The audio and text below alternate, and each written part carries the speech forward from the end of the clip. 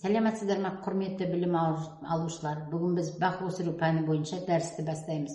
15-ші дәрістің тақырыбы шие дақылын өсіру технологиясы. Қарастырылатын сұрақтар: шие дақылының сипаттамасы, шиені отырғызу және күтіп баптау, аурулар мен зиянкестері. Шие раушангүлділер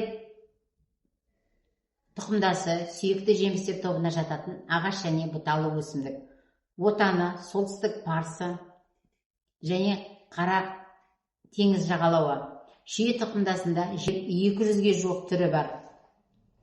Тропикалық және субтропикалық аймақтарда өседі.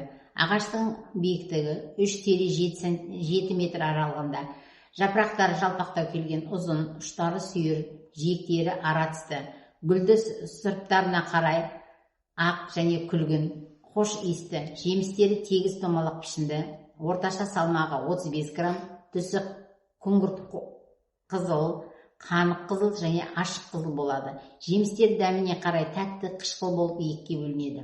Еті тығыз, шырынды, сүйегінің үлкендігі 15 мм-дей. Сәуір, мамыр айларында гүлдейді, мамыр-шілде айларында жеміс береді. Шиені тұқым, тамырлары, қалемшелері, көшеттерін ұластыру арқылы көбейтеді. Шие ағашы 30 жылдай өмір сүреді.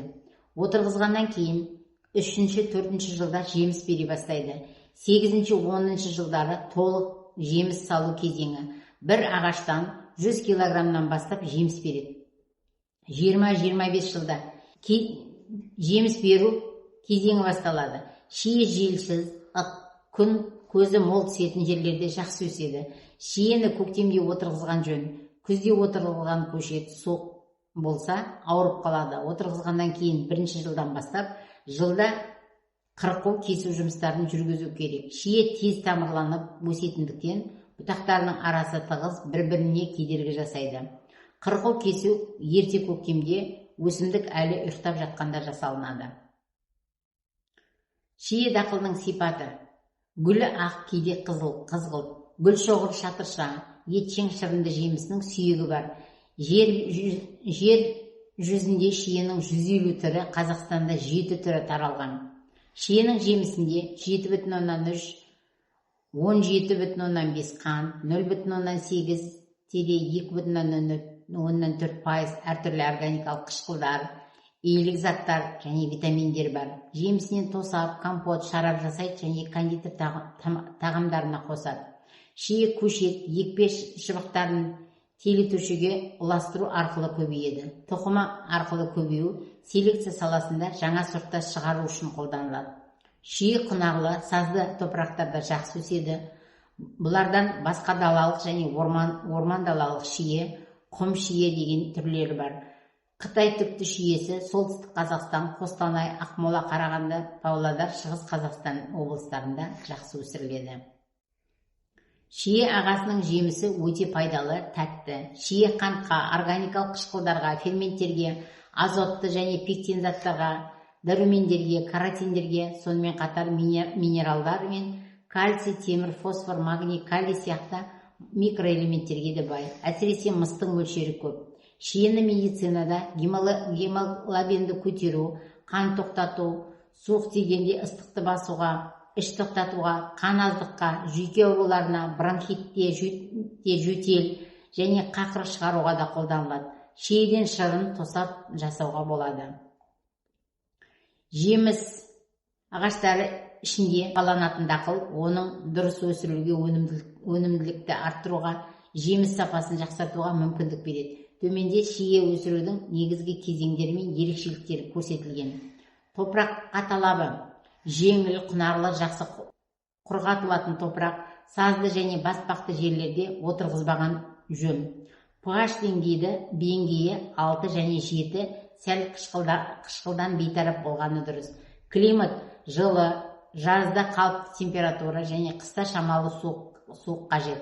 Аязға төзімділігі бар, бірақ шамадан тыс ылғалдан қорқады. Күтім жасау: арамшөптерден тазалау, ағаш айналасын үнемі қопсытып, ағаштарды тазартып отыру қажет. Бұл топыраққа ауа жіберіп, ылғалдың жақсы сақталуына көмектеседі. Тыңайтқыштары: көктемде азотты тыңайтқыштар, жеміс беру кезінде фосфор мен калий қолданған жөн. Суаруы: шие ылғалды жақсы көреді, бірақ суаруды тым көп жасамау керек, өйткені артық су тамырдың шіріп кетуіне әкелуі мүмкін. Жаздың ыстық кездерінде және жеміс беру кезінде суаруды көбейту керек. Шие ағашы әртүрлі аурулар мен зиянкестерге өте сезімтал өсімдік болып табылады. Олардың уақытында анықтап, алдын алу шараларын жүргізу жеміс сапасы мен өнімділігін сақтауға көмектеседі. Аурулардың көп таралған түрлерінің бірі ұнтақты көгеру. Бұл ауру жапырақтары мен жас өскендердің бетінде ақшыл ұнтақ тәрізді қабат пайда болуымен көрінеді. Уақыт өте келе бұл қабат қоюланып, өсімдіктің тыныс алуын тежейді. Бұтақтар бұралып, жемістер дамымай қалады. Алдын алу үшін ағаштарды мезгілінде кесіп, бұтақтар арасында ауа айналымын жақсарту қажет және фунгицидтермен алдын ала өңдеулерін жасау тиімді. Тағы бір қауіпті ауру менилоз ауруы. Бұл ауру жемістер мен гүлдерді шірітеді, қоңыр дақтар пайда болып, жемістер құрғап немесе шіріп кетуі мүмкін. Нәтижесінде өнімділік айтарлықтай төмендейді. Менилоздан қорғану үшін зақымдаған бөліктерін кесіп, жою және жоғары ылғалдық кезінде фунгицидтер қолдану керек. Қанды күйік ауруда шиені жақымдайды. Жапырақтары қызыл қоңыр дақтар пайда болады, кейін сарғайып түсіп қалады.